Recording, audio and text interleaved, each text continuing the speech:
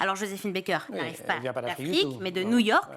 Mais elle arrive avec une autre révolution, celle de la libération du corps. Elle danse seins nus, elle montre son corps, et sa danse, c'est pas de la valse, dont on disait d'ailleurs il y a encore peu de temps qu'elle était indécente, mais la danse du ventre. C'est la danse du ventre pour Joséphine Baker, le Charleston, les danses qui deviennent à la mode à l'époque. Bref, tout cela intrigue. Et tout cela plaît, et très rapidement, elle devient une immense vedette. Oui, son succès est dingue. Après avoir joué au Théâtre des Champs-Élysées, Joséphine Baker devient la star des Folies Bergères. Son influence grandit en France, où les femmes veulent désormais avoir le teint hâlé, ou encore les cheveux plaqués, vous savez, à la Baker. À la Baker. Voilà. Mais l'artiste a aussi des détracteurs. On lui reproche d'être exhibitionniste. Il y a du racisme, bien sûr aussi. Lorsqu'elle part en tournée, l'Église catholique prévient de l'arrivée, je cite, d'une dégénérée.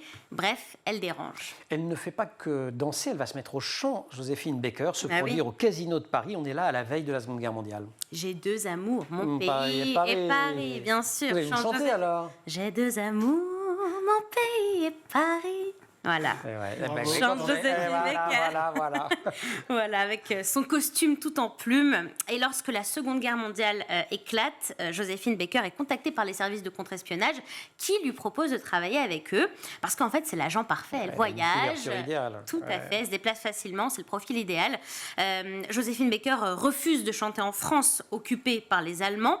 Et elle s'engage donc dans la résistance. Elle chante en Europe. Elle finance elle-même ses tournées. Ses salaires sont utilisés pour faire fonctionner la résistance, et elle récolte et transmet des informations précieuses. Elle a vraiment envie d'aider ce pays, la France, qu'elle adore. Résistance, y compris les armes à la main, puisqu'elle rejoint les forces combattantes. Oui, avec le grade de sous-lieutenant dans l'armée de l'air. Elle a son brevet de pilote.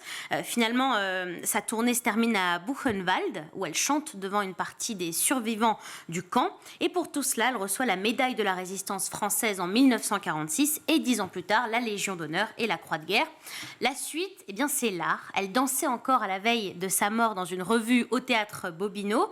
Elle a eu 12 enfants adoptés qui venaient du monde entier, qu'elle appelait sa tribu arc-en-ciel. Elle a été une diva, une meneuse de revue, danseuse, chanteuse, ambassadrice de la haute couture française, le tout en étant toute sa vie engagée contre les discriminations et le racisme. Et elle meurt en 1975 à l'âge de 68 ans.